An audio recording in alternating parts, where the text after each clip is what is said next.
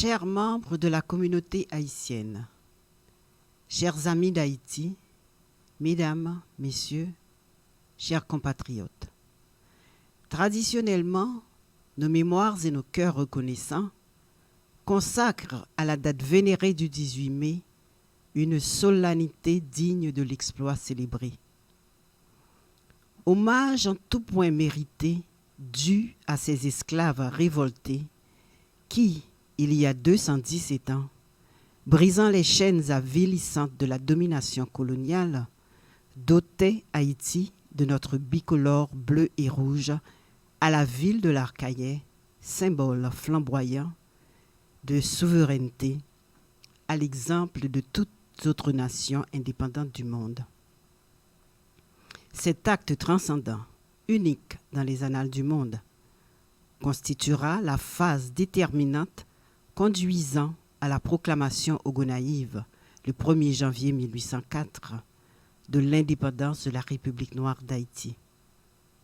À Montréal, à l'instar de toute métropole où vit une importante communauté haïtienne, vous commémorez dans l'esprit festif requis l'anniversaire de la fête du drapeau.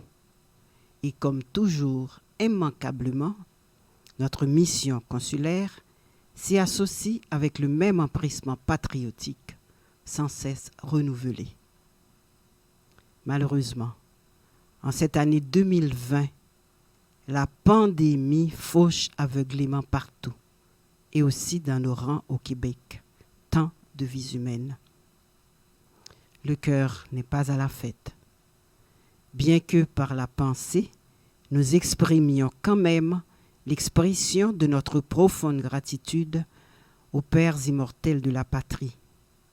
C'est sans doute une fois de plus l'occasion pour moi, au nom du gouvernement haïtien, au nom du consulat général d'Haïti à Montréal, de renouveler l'assurance de nos sincères condoléances aux parents affligés par le décès de proches emportés cruellement par cette pandémie. À vous, chers et remarquables compatriotes de nos associations communautaires de la grande région de Montréal, toutes mes félicitations et mes remerciements également pour votre dévouement sans borne, vos conseils avisés et le soutien inestimable fourni quotidiennement de bonne grâce à notre communauté pour faire face valablement à cette crise sanitaire impitoyable.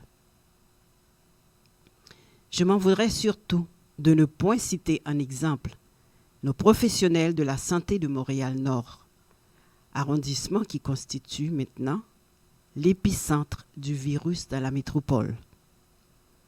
Il convient de souligner en passant leur professionnalisme et leur présence assidue dans les hôpitaux et les CHSLD, faisant fi du danger bien présent en ces lieux.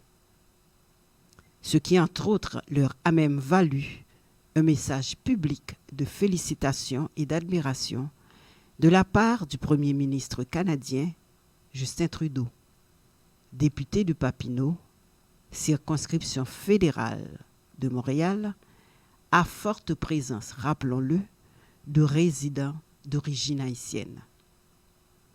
En cette circonstance difficile, où le moindre écart aux règles imposées par les autorités du gouvernement et du ministère de la Santé publique du Québec pourrait mettre des vies en danger, je vous enjoins à respecter religieusement les consignes en cours.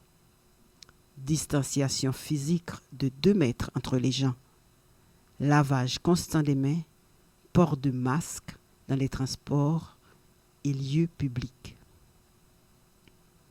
Vive le drapeau haïtien. Disons-le ensemble, compatriotes. Vive la fraternité haïtienne.